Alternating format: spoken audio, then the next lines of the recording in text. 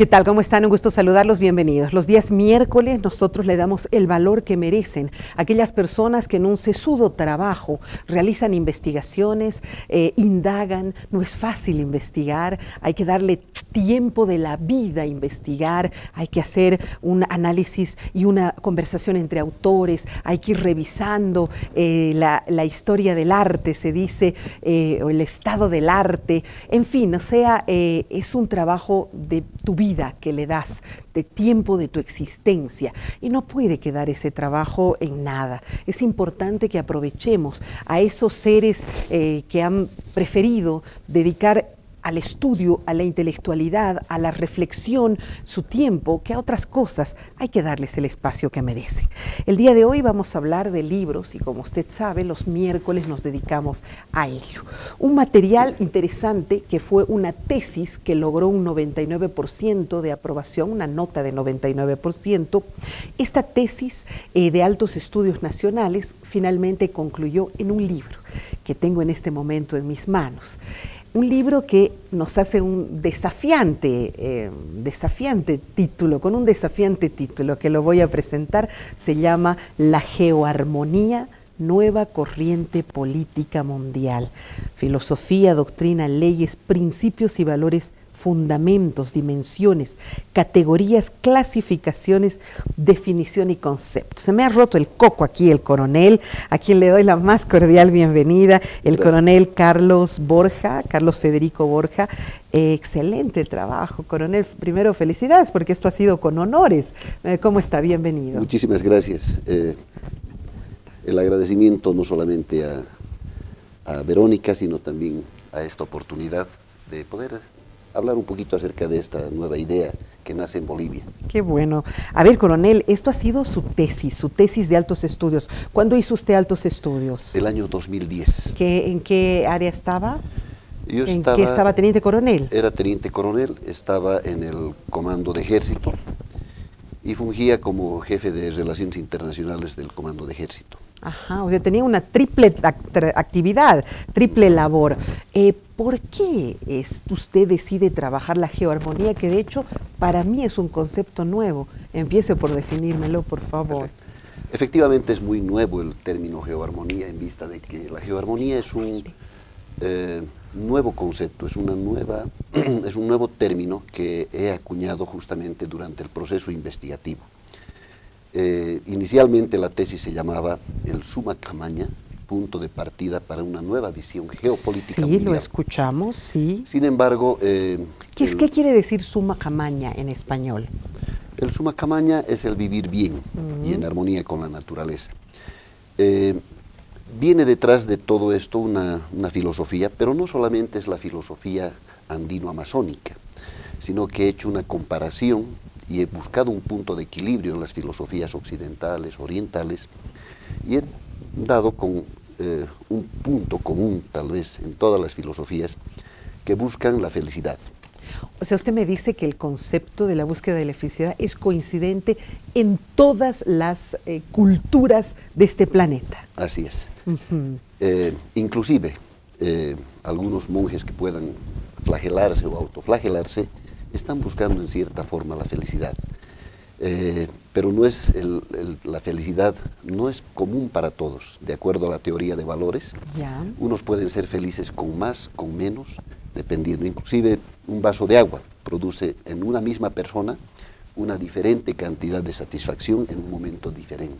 O sea que en realidad la felicidad estaría siendo conceptualizada de diferente manera en cada una de las culturas. Exacto. Por ejemplo, usted dice flagelamiento, autoflagelación, tortura, autotortura, infringirse dolor, es un estado de felicidad en determinado... Es una búsqueda de satisfacción. Y bueno, si no, no existirían los sadomasoquistas, ¿no es cierto? Exacto. Interesante. ¿Cómo ha hecho usted? ¿Hacia dónde ha estudiado? ¿Cuáles son los espacios en los que centraliza su estudio? Bien, es un tema sumamente amplio. ¿Seguro? Porque, como le explicaba, hablamos de filosofía mundial, a nivel mundial oriental, de los pueblos indígenas, no solamente de los pueblos indígenas de Sudamérica, Mesoamérica. Hablamos de geopolítica porque la geopolítica es un instrumento sumamente importante, ha jugado un papel muy preponderante en la historia de los pueblos, en las conquistas anteriores, y como militar, haciendo un estudio de geopolítica, me he puesto a la tarea de darme cuenta primero, durante la investigación y anteriormente, de que no se podía mantener una geopolítica tradicional que nos hace daño, no solamente como seres humanos, sino también como bolivianos. Entonces, caracteríceme perfecto. ¿Cuáles son, por ejemplo, lo más relevante de aquello?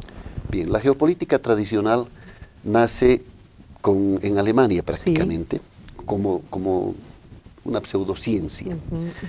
Y bueno, ¿qué se pretendía con Rudolf Hegel? Que no era alemán, él era sueco, pero en su libro, que habla sobre la geografía, o Introducción a la Geografía Sueca, da los primeros elementos de geopolítica.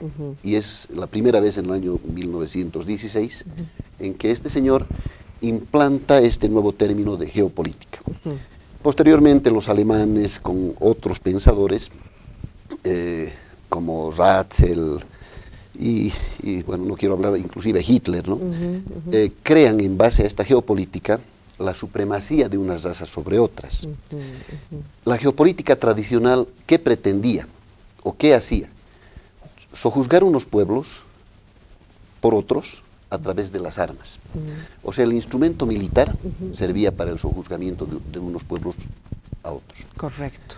Pero después viene, y en Bolivia no estamos estudiando y considerando. Estamos atrasados. Seguimos enseñando en muchas escuelas la geopolítica tradicional.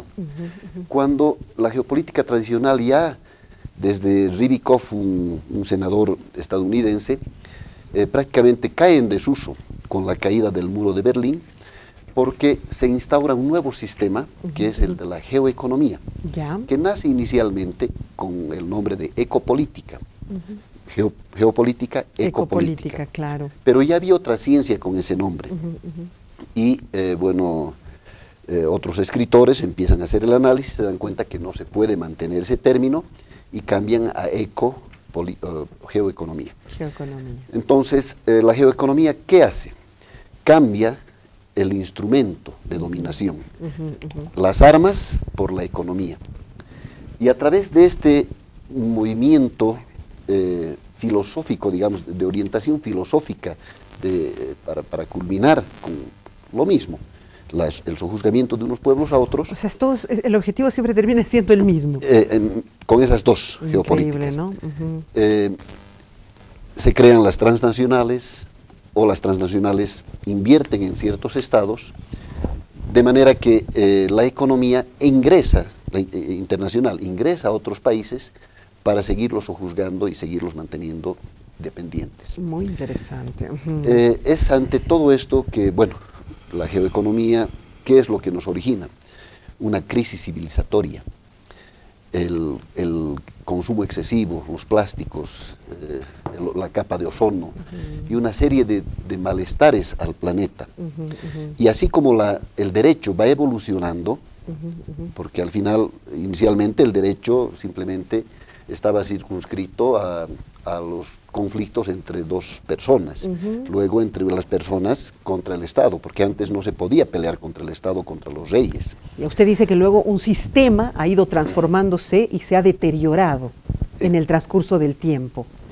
No es que se ha deteriorado, sino que más bien se ha ido sofisticando, así como el derecho, todo se ha ido sofisticando. Pero, por ejemplo, un extremo de consumismo no es una sofisticación, ¿no es cierto? Me estoy refiriendo a la evolución de las ciencias, como el derecho. ¿No? Pero, así como se han ido evolucionando estos procesos en los cuales nos encontramos inmersos, lamentablemente, la geopolítica no es que haya degenerado, en cierta forma aparentemente ha mejorado, pero se seguía sojuzgando unos pueblos a otros, con otra consecuencia, que era la depredación del medio ambiente. ¿No? De una manera paralela, digamos, se ha ido suscitando esto. Y ante esta situación es que yo propongo, en en la tesis, crear una nueva visión geopolítica, ¿no? Ese es su planteamiento, ¿sí? Sí. Históricamente, ¿qué es lo que ha ocurrido? Cuando Alemania y Japón, los países geofágicos, se les dice cuando buscan conquistar otros territorios, Ya. No logran conquistar sus objetivos principales, que era tener una mayor, para Alemania, un mayor dominio de África, porque otros países se habían dividido, Claro, habían colonizado, y ellos no tenían mucha participación. Entonces, y Japón lo mismo, en el oriente extremo. Cuando pierden la guerra, se les reduce los ejércitos a la mínima expresión. Ya. Entonces, como estos países no tuvieron esa oportunidad militar de conquistar espacios, lo hacen a través de la economía. Ahí es cuando nace la geoeconomía. Ahora, usted está acuñando pero un nuevo término y eso me parece fantástico. Esto podría ser una tesis de doctorado porque usted está trabajando un concepto totalmente nuevo. Ahora, descríbame qué quiere decir su concepto geoarmonía. Perfecto. Ya digamos, dejando de lado toda esta explicación de la geopolítica, la geoeconomía, etcétera, esta geoarmonía, ¿qué propone? Bien, la geoarmonía nos incita a que las relaciones entre todos los estados y las relaciones internas de los estados sean llevadas a cabo de una manera pacífica, armónica, como su nombre lo dice, amorosa. claro, ya cordial. Exacto. Y para ello recuperamos la filosofía andina. Y las otras filosofías, lógicamente, solamente que la nuestra es tan específica que nos sirve de punto de equilibrio. Deme ejemplos. ¿Qué decía la filosofía andina que nos pueda ayudar a operacionalizar esta geoarmonía? Por ejemplo, la dialéctica Ya, marxista, ¿no? De la filosofía occidental. ya. La dialéctica a veces mal entendida, ¿no? Es un razonamiento un poco más avanzado con respecto a un razonamiento vertical. Tomando ejemplos, hay sociedades o hay culturas que tienen razonamientos verticales, no diré culturas porque es un poco exagerado tal vez, pero han sociedades, habido, ¿no? pero han Sí, existido en la historia, ¿no es cierto? El Incario era absolutamente vertical. Tenían verticalismo, pero Claro. también la filosofía es sumamente interesante al respecto, Ya, y lo vamos ya. a ver posteriormente si hay un tiempito. Resulta que cuando el monarca dispone, no hay lugar a decir, no, señor, yo recomiendo. Claro. No hay. Los militares con los estados mayores modifican un poco esta visión, porque la visión militarista es vertical hasta ahora. Eso me está hablando del occidente, ¿no es cierto? Exacto. Ya. Pero haciendo un análisis inclusive de nuestra sociedad, ¿no? Claro. El militar, por ejemplo, es disciplinado, es organizado, entonces cuando se toma una decisión, todos tienen que apoyar la decisión. Pero lo interesante es que no solamente el militar es digamos, un ente vertical, sino que también en sus estados mayores tienen la posibilidad de recomendar. Claro, o sea, se puede escuchar. Exacto. Hay otras que son, lo que yo le preguntaba es, estas características de nuestra cultura andina, ¿qué podemos sacar de esas características para poder construir la geoarmonía? Deme un ejemplo. Justamente la dialéctica. Ya, ¿no? porque usted me hablaba de la dialéctica marxista. Exacto. ¿Cuál es la dialéctica que se implementaba entonces en este mundo andino? La complementariedad. Correcto. ¿no?